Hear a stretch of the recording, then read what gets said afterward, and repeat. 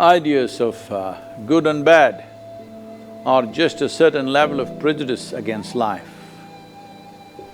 What we think is absolutely good at a certain time in limited understanding of our existence at that time, later on it will become very bad. There are 1,000 examples like this, because today there is recorded history and we know what's happened in the last centuries or millennia. Now we know, for example, because right now the world is kind of conscious about this. When there was slave trade, people who are involved in it thought it's the best idea that they ever had, that they can just steal people from another continent, bring and make them work, and the industries thrived on it, business thrived on it, the economy of whole nations thrived on slavery. But today we are looking back and horrified as to how human beings could have done this. We must understand slave trade or racism was not practiced by one or two individuals whose statues we want to pull down.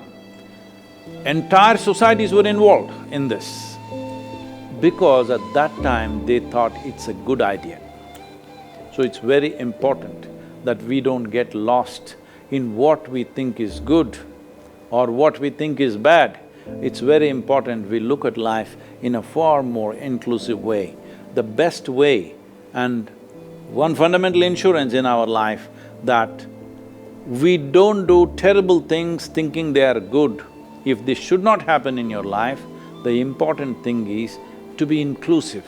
To be inclusive means whoever is dearest to you in your life, whether it's your child, your spouse, your parents, or your God or whatever, he is most precious to you, see everybody that way.